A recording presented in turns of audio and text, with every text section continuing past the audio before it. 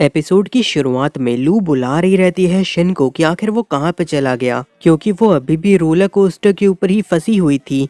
जिसके बाद हमें दो लोगों को दिखाया जाता है जो कि बात कर रहे रहते हैं कि उन्हें यहाँ पे ही अपने असैसिनेशन को अंजाम देना होगा। फीमेल असैसिन ओबीगुरो इसे लेकर के काफी ज्यादा एक्साइटेड रहती है। तभी उसका पार्टनर बॉल्ड कहने लगता है कि उन्हें काम को काफी सफाई से करना होगा, वो नहीं चाहता कि किसी और को चोट लगे। ओबीगुरो ये सुनकर के कहती है कि क्या तुम्हें लग रहा है कि ये कह के तुम काफी ज्यादा कूल लग रहे हो। जिसके बाद वो बॉल्ड को ध्यान से देखती है और कहने लगती है कि ये तो सच में काफी ज्यादा कूल लग रहा है। आगे हमें दिखाया जाता है कि लू शिन की आंखों के अंदर एंटीडोट को डाल देती है, लेकिन उससे भी शिन को काफी ज्यादा दर्द हो रहा था। सिल्वर बालों वाला ये सारी चीजें देख करके कहने लगता है कि उसे ज्यादा चिंता करने की जरूरत नहीं है, इस एंटीडोट से वो काफी जल्दी ठीक हो जाएगा। साकामोटो फिर उससे पूछने लगते हैं कि आखिर उसे किसने भेजा है उन्हें मारने के लिए। जिसके रिप्लाई में वो इंसान कहने लगता है कि अगर मैं तुम्हें बता भी दूंगा तो भी तुम मुझे जिंदा नहीं छोड़ोगे। तभी वहाँ पे जाकर के लू उसे चुबा देती है उसी के ब्लेड को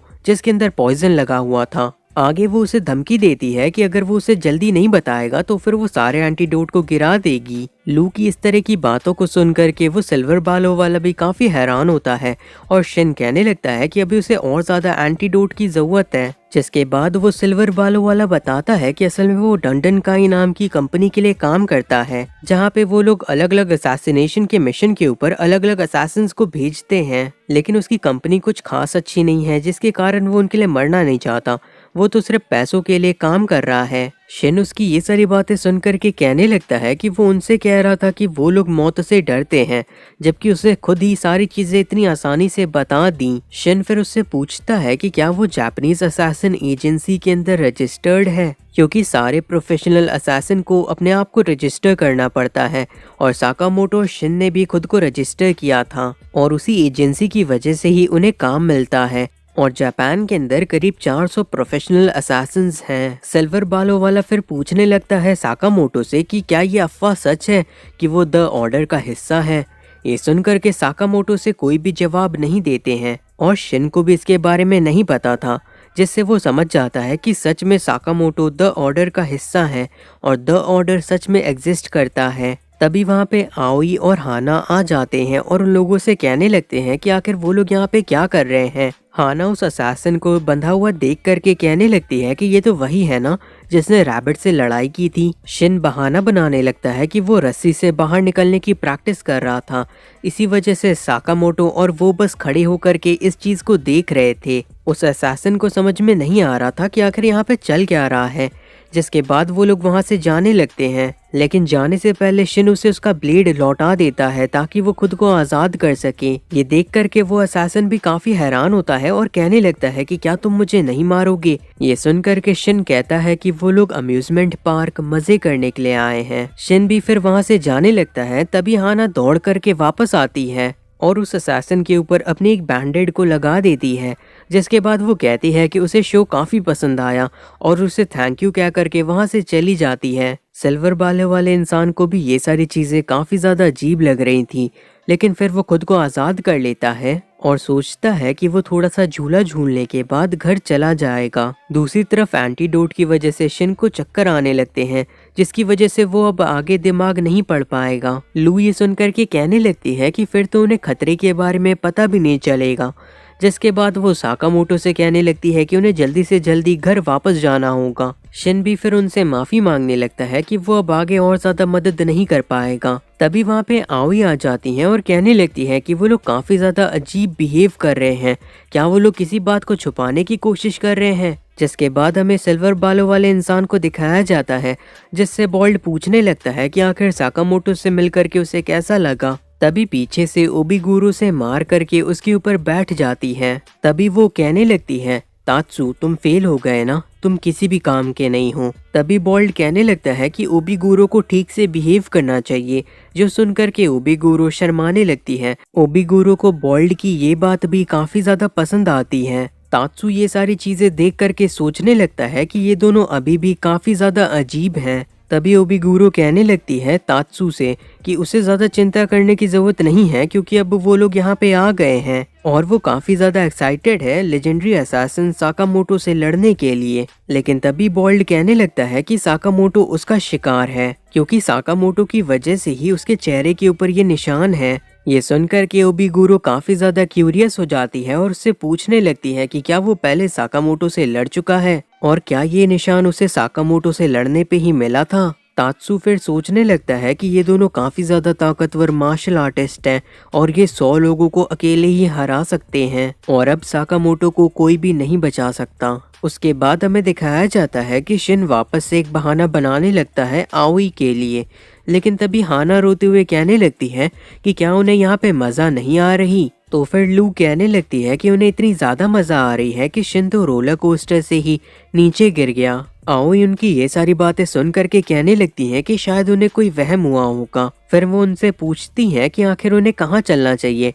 तो फिर शिन कहने लगता है कि वो जहाँ चाहे उन्हें ले जा सकती हैं। वो लोग फिर भी काफी ज्यादा चौकन्ना थे, जिसके बाद वो लोग अलग अलग राइड के ऊपर दोबारा से बैठते हैं और फिर शाम हो जाती है। तो उन्हें लगता है कि उनका मिशन सक्सेसफुल हो गया, क्योंकि वो लोग काफी ज्यादा खाली जगह में हैं जहाँ पे कोई भी उनके पास आसानी से नहीं आ पाएगा। तभी आओई और हाना कहने लगते हैं हॉन्टेड हाउस के अंदर चलने के लिए, जो सुनकर के वो लोग काफी ज्यादा परेशान हो जाते हैं, क्योंकि एक हॉन्टेड हाउस असैसिनेशन के लिए बिल्कुल परफेक्ट जगह है। लू को हॉन्टेड हाउस के अंदर भी सबसे ज्यादा डर लग रहा था, जिसकी वजह से वो नर्वसनेस की एक मेडिसिन को पीने लगती है। लेकिन वहाँ के ज़ॉम्बी काफी ज्यादा स्लो थे, जिससे शिन को लगता है कि वो लोग यहाँ पे भी सेफ ही हैं। लेकिन तभी अचानक से एक दूसरा ज़ॉम्बी उसके पीछे से काफी तेजी से हमला करता है और वो असल में एक असैसिन था।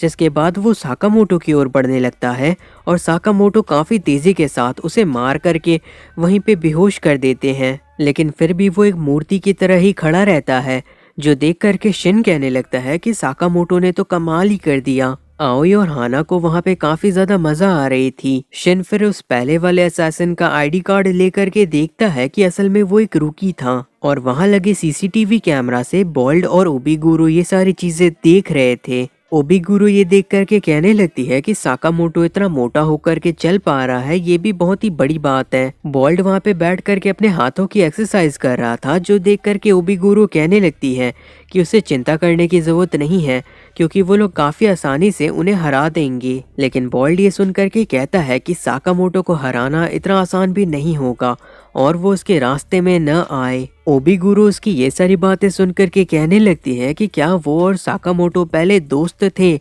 और क्या उन लोगों को कोई हिसाब चुट्टा करना है। जिसके बाद हमें एक यूनिवर्सिटी के अंदर का फ्लैशबैक दिखाया जाता है, जहाँ पे बोल्ड जो कि 15 साल का था, वो साकामोटो 14 साल से आकर के मिलता है। फिर वो साकामोटो से पूछने लगता है कि क्या उसने उनके जूनियर्स को हराया है और वो यहाँ पे बदला लेने के लिए नहीं आया है, वो बस साकामोटो से मिलना चाहता था। साकामोटो फिर उसे अपनी शूटिंग स्किल्स को दिखाते हैं, जिससे बोल्ड काफी ज्यादा इम्प्रेस हो जाता है और उस दिन के बाद से बोल्ड साकामोटो को अपना दोस्त मानने लगा था। जिसके बाद वैलेंटाइंस डे आ जाता है और बोल्ड कहने लगता है कि उन दोनों को ही कोई भी चॉकलेट नहीं देगा। तभी वहाँ पे कुछ लड़कियां आ जाती हैं और उन्होंने साकामोटो के लिए चॉकलेट्स को बनाया था, जिससे बोल्ड काफी ज्यादा चौंक जाता है। जिसके बाद साकामोटो अपने लॉकर को खोलते हैं और उसके अंदर भी चॉकलेट ही भरे हुए थे। तभी वहाँ पे अयूमो भी आ जाता है, जिसने साकामोटो के लिए पूरे स्कूल के अंदर से चॉकलेट्स को कलेक्ट किया था। जिसके बाद वो पूछने लगता है साकामोटो से कि आखिर वो इंसान कौन है। तो फिर साकामोटो कहते हैं कि उन्हें भी नहीं पता। जिसके बाद वो बोल्ड से कहते हैं कि वो चाहे तो चॉकलेट्स को ले सकता है और वहाँ से चले जाते हैं। और इन्हीं सारी चीजों की वजह से बोल्ड को लग रहा है कि साकामोटो ने उसे बिट्रे किया और इसीलिए वो साकामोटो को हराना चाहता है। ओबिगुरो ये सुन करके कहती है कि वो उसकी सारी बातों को समझ गई और उसे यकीन है कि बोल्ड काफी ज्यादा आसानी से साकामोटो को हरा देगा। साकामोटो, शिन और लू काफी ज्यादा थक गए थे, क्योंकि उन्होंने ज़ॉम्बी के भेस में आए हुए काफी सारे असैसिन्स को ठिकाने लगाया था। हाना को ये सारे ज़ॉम्बीज बिल्कुल भी डरावने नहीं लग रहे थे और उसे काफी ज्यादा मजेदार लग रहा था। शिन ये सुन करके कहने लगता है कि हाना सच में एक साकामोटो है। जिसके बाद लू और भी ज्यादा मेडिसिन को पीने लगती है खुद को शांत करने के लिए। लेकिन जब शिन उसकी मेडिसिन को चेक करता है तो वो असल में शराब रहती है। जिसके बाद लू को काफी ज्यादा चढ़ जाती है और वो काफी ज्यादा हंसने लगती है। तभी उन लोगों को एक दरवाज़ा मिलता है जिसे जाकर के लू तुरंत ही खोल देती है और अंदर काफ़ी सारे ज़ॉम्बीज़ भरे हुए थे, जिससे साकामोटो और शिन काफ़ी ज़्यादा परेशान हो जाते हैं क्योंकि इन ज़ॉम्बीज़ के अंदर कोई भी असैसिन हो सकता है। जिसके बाद वो सारे के सारे एक एक करके एक दूसरे से अलग होते जाते हैं। तभी साकामोटो के ऊपर तेजी से आकर के बॉल्ड हमला करने की कोशिश करता है, लेकिन साकामोटो खुद को बचाने में कामयाब हो जाते हैं, लेकिन फिर भी वो काफी दूर जाकर के गिरते हैं। बॉल्ड फिर साकामोटो के रिफ्लेक्सेस की तारीफ करने लगता है। तभी साकामोटो आईडी कार्ड से उसके ऊपर हमला करते हैं, लेकिन बॉल्ड भी उससे बच जाता है। जिसके बाद वो दोनों ठीक एक दूसरे के आमने सामने आ जाते हैं। बॉल्ड फिर साकामोटो से पूछने लगता है कि क्या वो उन्हें याद है। ये सुनकर के साकामोटो कहते हैं बिल्कुल भी नहीं, वो उसे नहीं जानते, लेकिन अगर वो उनकी फैमिली और उनके बीच में आएगा तो फिर ये काफी ज्यादा बुरा होगा। ये सुनकर के बॉल्ड भी लड़ने के लिए तैयार हो जाता है। जिसके बाद हमें दिखाया जाता है कि शिन ने काफी सारे ज़ॉम्बी असैसिन्स को हरा दिया था और वो हाना और आओई को ढूंढने में भी कामयाब हो जाता है। लेकिन तभी वहाँ पे ओबिगुरो आ जाती है बाकी के असैसिन्स के साथ, लेकिन शिन उन सभी का मुकाबला अकेले नहीं कर सकता था। तभी वहाँ पे लू आकर के ओबिगुरो को किक कर देती है, जिससे ओबिगुरो पीछे जाती है लेकिन खुद को संभाल लेती है। शिन ये देख करके कहने लगता है लू से कि क्या उसे ताइची आती है, लेकिन फिर वो समझ जाता है कि असल में लू ड्रंकन फिस्ट का इस्तेमाल कर रही है। लू को इतना ज्यादा खुश देख करके ओबिगुरो भी काफी ज्यादा एक्साइटेड हो जाती है। दूसरी तरफ बॉल्ड पूछने लगता है साकामोटो से उनके रिटायरमेंट के रीजन को, लेकिन साकामोटो से कोई भी रिप्लाई नहीं देते हैं। साकामोटो को तभी गुस्सा आने लगती है और वो पूछने लगते हैं कि आखिर उनकी फैमिली कहाँ पे है। बॉल्ड ये सुनकर के कहता है कि तुम्हारी फैमिली है, तुम खुद जाके ढूंढो। जिसके बाद काफी तेजी के साथ साकामोटो से पंच करने की कोशिश करते हैं, लेकिन तभी वहाँ पे बॉल्ड ब्लास्ट कर देता है। जिसके बाद साकामोटो दोबारा से हमला करने की कोशिश करते हैं, लेकिन फिर से बॉल्ड उनके हमले को डॉज कर लेता है और उन्हें पंच करता है काफी जोर से। ये सारी आवाजें सुन करके ओबिगुरो कहने लगती है लगता है पार्टी शुरू हो गई। तभी लू दोबारा से आकर के उसे पंच करने की कोशिश करती है, लेकिन ओबिगुरो उसके सर को पकड़ करके जोर से हिलाती है, जिससे लू को तुरंत ही चक्कर आने लगते हैं और वो जमीन पे गिर जाती है। ये देख करके ओबिगुरो कहने लगती है कि ऐसे तो उसे मजा नहीं आएगी, शायद उसे स्टेक्स को और भी ज्यादा हाई करना होगा ताकि लू खुद को पुश कर सके और अपना बेस्ट दे सके। ओबिगुरो फिर शिन को टेबल से बंधवा देती है और कहने लगती है कि अगर लू उसे जल्दी से आके नहीं बचाएगी तो फिर वो बच नहीं पाएगा। शिन भी उस चेनसॉ को देख करके काफी ज्यादा डर जाता है। ओबिगुरो फिर लू से कहती है एक गेम खेलने के लिए। अगर वो उसकी इस जैकेट को टच कर देती है 10 बार 1 घंटे के अंदर तो फिर वो शिन को जाने देगी, नहीं तो उसे मरना होगा। ये सुनकर के लू तुरंत ही रोने लगती है कि वो ऐसा नहीं कर पाएगी और शिन नहीं बच पाएगा। लू का ऐसा बिहेवियर देख करके वो सभी काफी ज्यादा हैरान हो जाते हैं। बॉल्ड भी फिर सोचने लगता है कि शायद अब सारी चीजें खत्म हो गई, अब उसे भी आगे बढ़ना होगा। और साकामोटो ने तो सच में उसे काफी ज्यादा डिसअपॉइंट किया है, क्योंकि वो पहले काफी ज्यादा एडमायर करते थे साकामोटो को। तभी साकामोटो दोबारा से उठ करके पंच करने की कोशिश करते हैं, तो फिर बॉल्ड भी अपने सुपर बॉल ब्लास्ट का इस्तेमाल करता है अपने रॉकेट डायनामिक पंच के साथ, जिससे साकामोटो की काफी बुरी हालत हो जाती है। लेकिन इस तरीके के अजीब से नाम सुन करके साकामोटो को भी पहले की चीजें याद आने लगती हैं, जहाँ पे बॉल्ड बता रहा था कि आखिर उसके हथियार किस तरीके से काम करते हैं। साकामोटो को उसके सारे अटैक्स के नाम काफी ज्यादा ही बचकाने लग रहे थे, लेकिन उन्होंने फिर भी उसके नोट्स को देखा था। जिसके बाद वो दोबारा से उठने लगते हैं, तो फिर बॉल्ड कहने लगता है तुम रिटायर हो गए, तुमने 5 साल तक कोई ट्रेनिंग नहीं की